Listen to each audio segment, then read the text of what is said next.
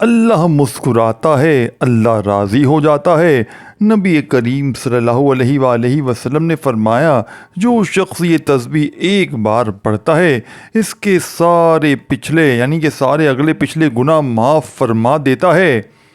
سبحان اللہ۔ محترم ناظرین، آج آپ کی خدمت میں وہ جو وظیفہ لے کر آیا ہوں یہ بہت ہی پیاری تسبیح کا عمل ہے جو اللہ نے اپنے پیارے رسول اللہ صلی اللہ علیہ وآلہ وسلم سے فرمایا کہ جو اس تسبیح کو پڑھے گا اس کے اگلے پچھلے سارے گناہ معاف ہوں گے، اور 1 سال یعنی کہ اور اسے 1000 سال کی عبادت کا ثواب دوں گا۔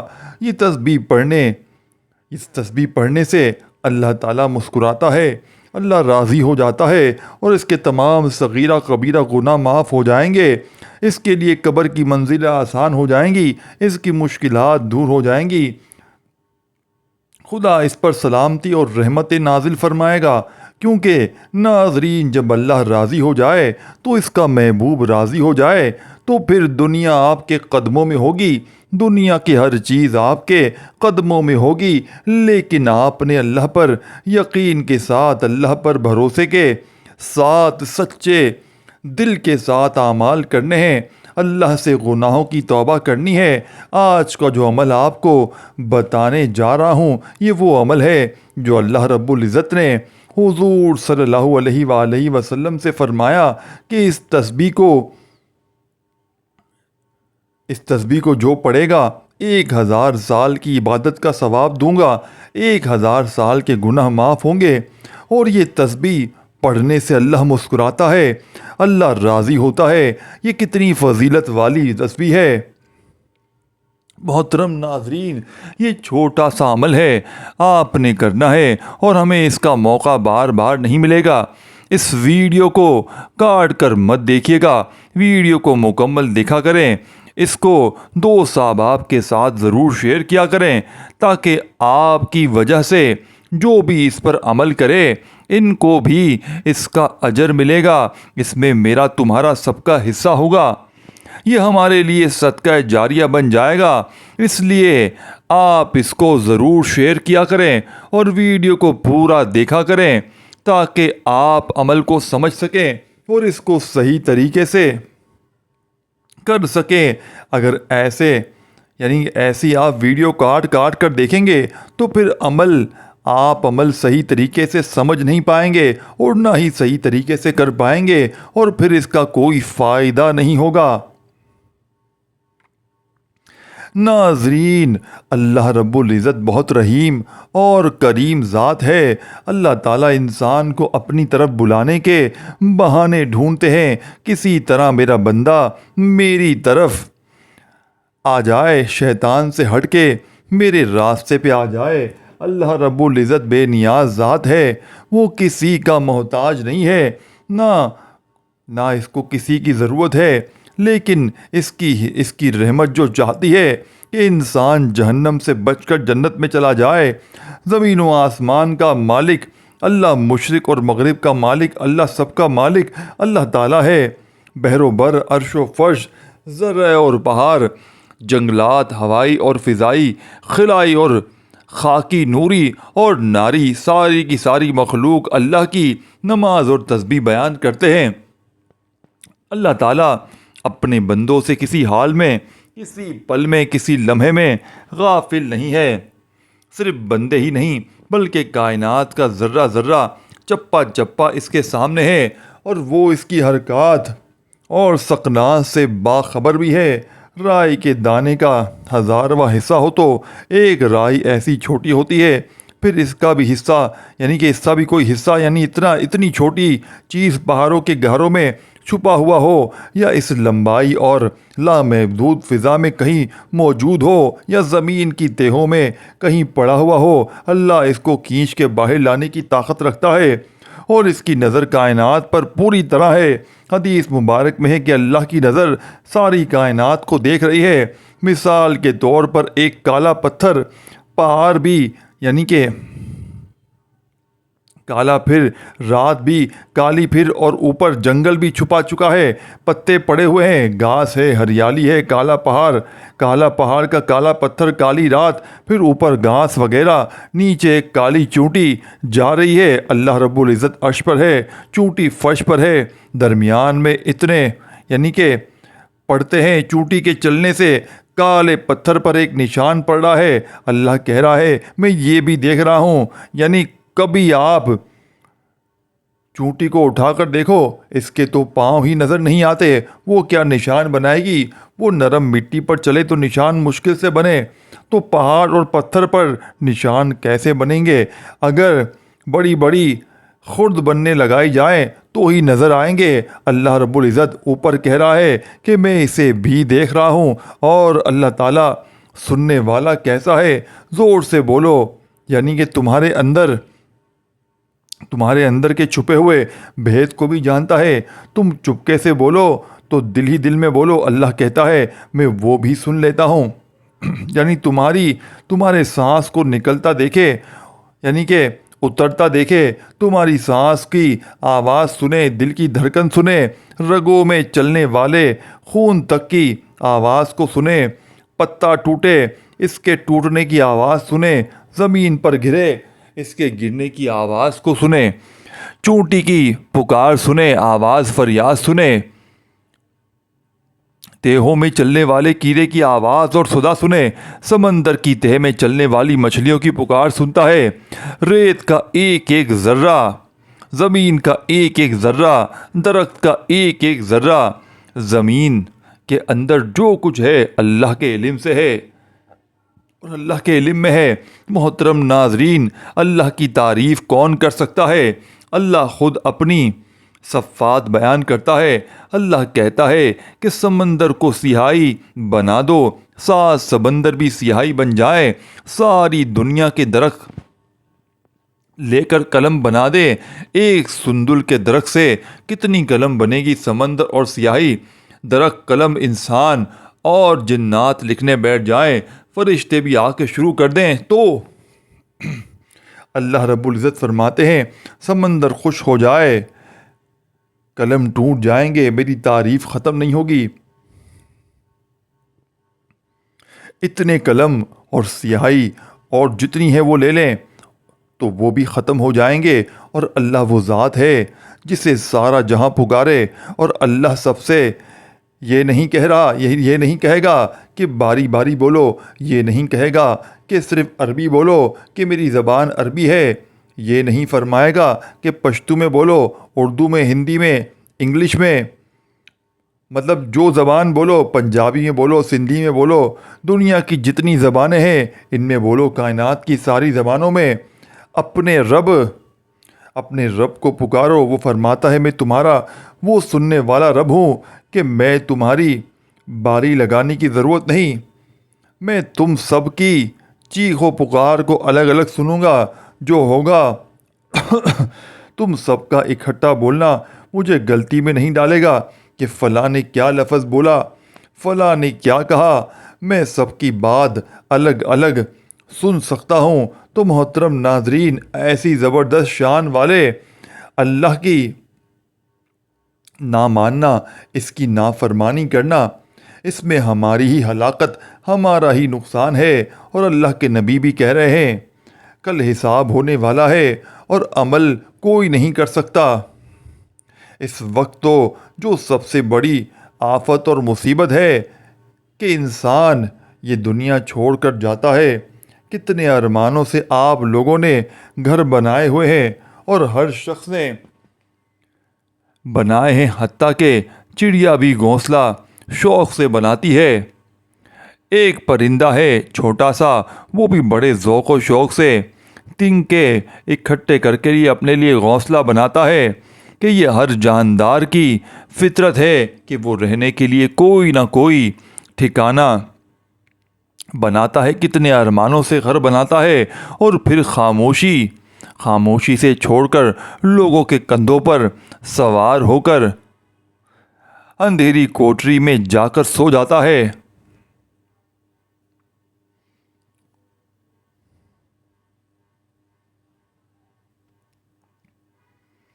حبیب ابن عمر رحمۃ اللہ علیہ کا یعنی ایک تابع ہیں، صحابہ کرام رضی اللہ عنہ کے شاگرد بڑے خوبصورت تھے، قید ہو گئے، کل 10 آدمی تھے، 9 کہو انہوں نے قتل کر دیا اور ان کو پکڑ لیا۔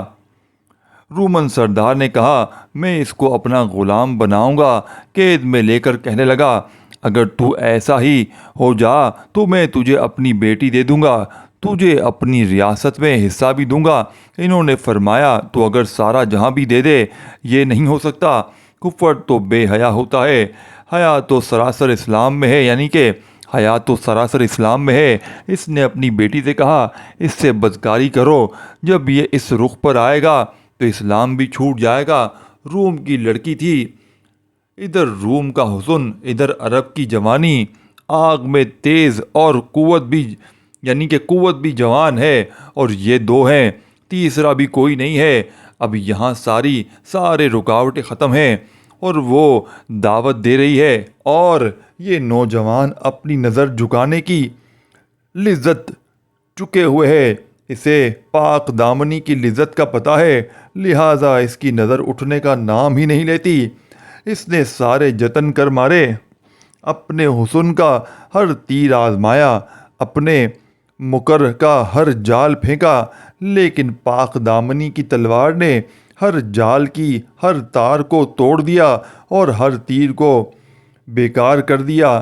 آخر 3 دن کے بعد اس نے ہتھیار ڈالے، کہنے لگی اللہ کے بندے یہ تو بتا تجھے روکتا کون ہے؟ آج تیرا 3را دن ہے، تو نے مجھے نظر اٹھا کر نہیں دیکھا، روکنے والا کون ہے؟ اس نے کہا مجھے روکنے والا وہ ہے جو نہ سوتا ہے نہ اونگتا ہے، جو مجھ سے غافل نہیں، میں اس سے غافل ہوں۔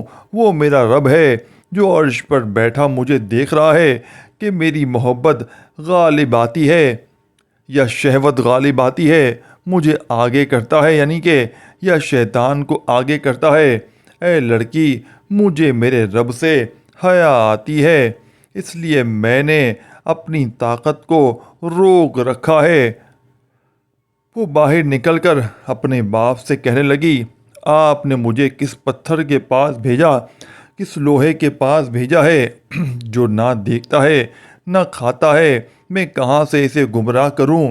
محترم ناظرین، اللہ تعالیٰ کی ذات کا ڈر اور خوف انسان کو اس حد تک لے جاتا ہے کہ آج ہم کیا کر رہے ہیں یہ ہمیں سوچنا ہوگا۔ حضرت سلیمان فارسی رضی اللہ تعالیٰ عنہ کو کون نہیں جانتا؟ حضرت حسن بصری رحمۃ اللہ علیہ نے فرمایا اگر تمہارا دشمن اللہ کا نافرمان ہے تو تجھے بدلہ لینے کی کوئی ضرورت نہیں، اللہ تعالیٰ خود اپنے نافرمان کا بدلہ چکائے گا۔ جو عبرتناک طریقے سے قبر اس کا حشر کرے گی، ساری دنیا کے انسانوں کو اس کے آنے والے دن سے بچانا ہے اور اپنے آپ کو بھی بچانا ہے، گرمی سردی سے بھی بچانا ہے۔ یہ حقوق کا معاملہ ہے، لیکن اپنے آپ کو جہنم کی آگ سے بچانے کے لیے اللہ نے فرمایا جس کا ترجمہ جس آگ کا ایندھن ہم اور آپ ہیں۔ اس آیت کو سننے کے بعد حضرت سلیمان فارسی رضی اللہ تعالیٰ عنہ روتے ہوئے باہر نکلے، 3 دن غائب رہے اور کسی کو نہیں ملے۔ نبی پاک نے فرمایا ان کو تلاش کرو۔ جب تلاش ہوئی تو پہاڑی میں بیٹھے ہوئے تھے، سر پر مٹی ڈالی ہوئی تھی اور رو رہے تھے کہ اس آگ کی حالت کیا ہوئی جس کا ایندھن انسان اور پتھر ہیں۔ ان کو پکڑ کر آپ صلی اللہ علیہ وآلہ وسلم کی خدمت میں لایا گیا تو فرمایا کہ اس آیت نے مجھے بے قرار کر دیا ہے۔ آپ صلی اللہ علیہ وآلہ وسلم نے فرمایا اب ان میں سے نہیں ہے، یعنی کہ اب ان میں سے نہیں ہے۔ سلیمان فارسی رضی اللہ تعالیٰ عنہ تو وہ ہیں جس کو جنت خود ہی چاہتی ہے، جس کو جنت چاہیے وہ جنگلوں اور پہاڑوں میں نکل جائے، اور جس کو کچھ پتہ ہی نہیں جنت اور جہنم کا وہ مزے کی نیند سو جائے۔ محترم ناظرین، ایک صحابی تہجد کی نماز میں رو رہے تھے کہ اللہ جہنم کی آگ سے بچا۔ کسی نے آ کر دیکھا اور فرمایا ارے بھائی تو نے کیا کر دیا؟ تیری رونے کی وجہ سے آسمان میں صف ماتم بچھی ہوئی ہے، تیرے رونے سے فرشتوں کو بھی رلا دیا ہے، یعنی تیرے رونے نے فرشتوں کو بھی رلا دیا ہے۔ ایسا درد اور غم ان کے اندر اتر گیا، اور آج ہم کو 5 وقت کی نماز پڑھنے کی بھی ہمت نہیں ہوتی، کیونکہ ہمارے دلوں کے اندر اللہ کا ڈر اور خوف نہیں ہے۔ جو لوگ اللہ سے ڈرتے ہیں وہ دنیا سے بھاگتے ہیں، اور جو دنیا کے پیچھے بھاگتے ہیں دوزخ ان کی منتظر ہے۔ ایک نوجوان نے دوزخ کا ذکر سنا اور کپڑے اتار دیے اور جا کر ریت پر لیٹ گیا اور تڑپنے لگا اور کہنے لگا، اے نفس، دیکھ یہ ریت کی آگ برداشت نہیں ہوتی، دوزخ کی آگ کیسے برداشت کرے گا؟ رات کو مرغا بن کر ساری رات سوتا ہے اور دن کو بیکار پھرتا ہے، تیرا کیا بنے گا؟ حضور صلی اللہ علیہ وآلہ وسلم یہ سارا منظر دیکھ رہے ہیں۔ فرمایا، ادھر آ، تجھے خوشخبری سناؤں، تیرے لیے آسمان کے سارے دروازے کھول دیے گئے ہیں، اور اللہ خوش ہو رہا ہے اور فرشتوں سے کہہ رہا ہے، دیکھو میرا بندہ ایسا ہوتا ہے۔ ان کے دلوں میں اللہ کا اتنا ڈر اور خوف تھا کہ اللہ تعالیٰ خوش ہو کر فرشتوں سے فرما رہے ہیں، دیکھو میرا بندہ ایسا ہوتا ہے۔ اور آج ہم اللہ تعالیٰ کی کتنی نافرمانیاں کرتے ہیں۔ اللہ تعالیٰ ہمیں اچھے اور نیک عمل کرنے کی توفیق عطا فرمائے، آمین۔ دوستوں، حضرت ابو درداد رضی اللہ تعالیٰ عنہ سے حضور اکرم صلی اللہ علیہ وسلم کا ارشاد نقل کرتے ہیں، کیا میں تمہیں بہتر عمل نہ بتاؤں جو تمہارے مالک کے یہاں بہت ہی پاکیزہ ہے، تمہارے درجات کو بہت ہی بلند کرنے والا ہے، تمہارے لیے سونا اور چاندی خرچ کرنے سے بھی بڑھ کر ہے، بلکہ اس جہاد سے بھی بڑھ کر ہے جس میں تم دشمنوں کے سر قلم کرو اور وہ تمہیں شہید کریں۔ فرمایا، ضرور، ارشاد فرمائیے۔ آپ صلی اللہ علیہ وآلہ وسلم نے فرمایا، وہ اللہ کا ذکر ہے۔ حضرت معاذ بن جبل رضی اللہ تعالیٰ عنہ فرماتے ہیں، اولاد آدم کو کوئی ایسا عمل نہیں، یعنی کہ ایسا عمل نہیں جو اسے اللہ تعالیٰ کے عذاب سے، ذکر اللہ سے بڑھ کر نجات ہندہ ہو سکتا ہے۔ عرض کی، کیا جہاد بھی ایسا نہیں؟ ارشاد فرمایا، جہاد بھی ایسا نہیں، کیونکہ اللہ تعالیٰ کا ارشاد ہے جس کا ترجمہ ہے کہ اللہ تعالیٰ کا ذکر سب سے بڑی چیز ہے۔ حسن بصری رحمۃ اللہ علیہ فرماتے ہیں، حضور اقدس صلی اللہ علیہ وآلہ وسلم سے پوچھا گیا، کون سا عمل افضل ہے؟ ارشاد فرمایا، مرتے دم تک ذکر اللہ کے ساتھ رتب الانسان رہنا۔ مالک بن دینار رحمۃ اللہ علیہ فرماتے ہیں، جو شخص مخلوق کی بجائے خالق کی یاد سے مانوس نہیں، اس کا عمل ناقص، دل اندھا اور عمر ضائع ہے۔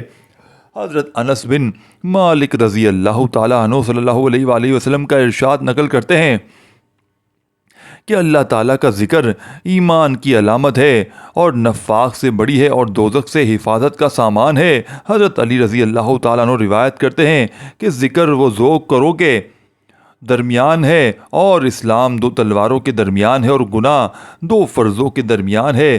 ذکر 2 ذکروں کے درمیان ہونے کا مطلب یہ ہے کہ بندہ اس وقت تک ذکر نہیں کر سکتا جب تک اللہ تعالیٰ اپنی توفیق کے ذریعے اسے یاد نہ کرے۔ جب اللہ تعالیٰ کا ذکر کرتا ہے تو اللہ تعالیٰ اس کی طرف سے مغفرت کی شکل میں اس کا ذکر کرتا ہے۔ اور اسلام 2 تلواروں کے درمیان ہونے کا مطلب یہ ہے کہ اسلام قبول کرنے سے پہلے بھی کافر کے ساتھ لڑائی، اور قبول کے بعد مرتبت ہو جائے تو بھی انجام قتل ہے۔ اور گناہ وہ فرضوں کے درمیان ہونے کا مطلب یہ ہے کہ پہلے تو گناہ نہ کرنا فرض تھا، کر لیا تو توبہ استغفار فرض ہو گیا۔ محترم ناظرین، اللہ تعالیٰ کے ذکر میں اتنے بڑے بڑے فضائل رکھے ہوئے ہیں، ذکر کرنے والوں کو اتنی خوشخبریاں دی ہیں، اللہ تعالیٰ ذکر کرنے والوں سے راضی ہوتا ہے۔ آج یہ تسبیح بتاؤں گا، اس کی وجہ سے اس کے سارے اگلے پچھلے گناہ معاف ہو جائیں گے۔ کتنی بڑی فضیلت ہے، اگر ہمارے ہزاروں سال کے گناہ معاف ہو جائیں، ہزاروں سال کی عبادت کا ثواب ہمیں ایک تسبیح کی وجہ سے مل جائے، اور پھر بھی اگر ہم اسے نہ پڑھیں تو یہ ہماری غفلت کی انتہا ہے۔ محترم ناظرین، حضرت ابن عباس رضی اللہ تعالیٰ عنہ فرماتے ہیں، جب اللہ رب العزت نے حضرت یحییٰ بن زکریا علیہ السلام کو اللہ تعالیٰ نے بنی اسرائیل کی طرف مبعوث فرمایا تو نبی یعنی کہ بنی اسرائیل کی انہی 5 باتوں کا حکم کرنے کی تاکید فرمائی، اور فرمایا ان کی ہر بات کی مثال بھی سمجھیں۔ چنانچہ آپ نے انہیں ارشاد فرمایا، نمبر 1، صرف اللہ کی عبادت کرو، کسی کو اس کے ساتھ شریک مت بناؤ، اور اس کی مثال بیان فرمائی کہ شرک کی مثال یوں سمجھو جیسے کسی نے اپنے ذاتی مال سے ایک غلام خریدا اور اپنی باندی سے اس کا نکاح کر کے رہنے کے لیے ایک گھر بھی دیا اور تجارت کرنے کو مال دیا کہ منافع کما کر جو کچھ اپنی ضرورت سے بچ جائے وہ مالک کو ادا کر دے۔ ادھر غلام نے یہ کیا کہ منافع کی بجائے اپنی ضروریات کے بعد جو کچھ بچا تھوڑا سا مالک کو دے کر باقی سب اس نے اس کے دشمن کو دے دیا۔ اب تم ہی بتاؤ ایسا غلام کو کون اچھا کہے گا؟ دوسرے نمبر پر آپ نے ان کو نماز کا حکم دیا اور اس کی مثال دی جیسے کوئی شخص کسی بادشاہ کی ملاقات کے لیے شرف حاصل کرے، لیکن شرف حاصل ہونے پر جب بادشاہ اس کی طرف متوجہ ہو تو اس کی حاجات معلوم کر کے پوری کرے تو یہ خود کمال غفلت شیطان بائی جھانکنا شروع کر دے، جس پر بادشاہ بھی منہ موڑ کر اس کی طرف سے بے نیاز ہو کر بیٹھتا ہے۔ نمبر 3، پھر آپ نے ان کو روزے کا حکم دیا اور ساتھ ہی یہ مثال سمجھائی کہ روزے دار کی مثال اس شخص کی سی ہے جو ہتھیار لگا کر تلوار تھام کر لڑائی کے لیے نکلتا ہے، جس کے بعد نہ تو دشمن اس تک پہنچ سکتا ہے اور نہ ہی اس کا کوئی ہتھیار اس پر کارگر ہو سکتا ہے۔ نمبر 4 پر آپ نے اس کو صدقے کا حکم دیا اور یہ مثال سنائی جیسا کسی شخص کو دشمن قید کر لے اور یہ خاص رقم کے عوض اسے تھوڑا کر کے پھر تھوڑا بہت جو کچھ بھی کماتا ہے اسے ادا کرتا ہے حتیٰ کہ اپنے آپ کو آزاد کروا لے۔ پانچویں نمبر پر آپ نے ان کو اللہ تعالیٰ کے ذکر کا حکم دیا، اس کی مثال کے ساتھ کہ ذکر کی مثال یوں سمجھو جیسے کسی قوم پر دشمن حملہ کرنے لگے اور وہ قوم قلعے میں داخل ہو کر دروازہ بند کر لے اور قلعہ بند ہو کر دشمن سے اپنی جان بچائے۔ محترم ناظرین، اللہ تعالیٰ ہم کو بھی نیک اور اچھے کام کرنے اور اپنا ذکر کرنے کی توفیق عطا فرمائے، آمین۔ اب ہم چلتے ہیں آج کی اس تسبیح کی طرف جس کو پڑھنے سے اللہ تعالیٰ اس کے سارے اگلے پچھلے گناہ معاف فرما دیتا ہے، اور یہ تسبیح پڑھنے سے اللہ مسکراتا ہے، اللہ راضی ہوتا ہے۔ اور اس تسبیح کو آپ نے خلوص کے ساتھ کس طرح سے پڑھنا ہے؟ آپ نے سب سے پہلے 3 بار درود پاک پڑھنا ہے، 1 بار ثواب کی نیت سے میرے ساتھ بھی پڑھ لیجئے گا۔ اللہم صلی علی محمد وآل آل محمد کما صلیت علی ابراہیم وآل آل ابراہیم انک حمید مجید۔ اللہم بارک علی محمد وآل آل محمد کما بارکت علی ابراہیم وآل آل ابراہیم انک حمید مجید۔ 3 مرتبہ درود پاک پڑھنے کے بعد آپ نے سب سے پہلا کلمہ 100 مرتبہ پڑھنا ہے، لا الہ الا اللہ محمد الرسول اللہ۔ پہلا کلمہ پڑھنے کے بعد آپ نے استغفر اللہ ربی من کل ذنب کی ایک تسبیح پڑھنی ہے، 3 بار پھر درود ابراہیمی پڑھنا ہے۔ بس اس کو آپ نے روزانہ 100 مرتبہ پڑھنا ہے۔ اس کے اجر کے بارے میں آپ سن چکے ہیں کہ اللہ تعالیٰ اس کے پڑھنے سے آپ کے اگلے پچھلے سارے گناہ معاف فرما دیتے ہیں۔ سبحان اللہ، کتنی بڑی شان اللہ تعالیٰ نے اس تسبیح کو دی ہے۔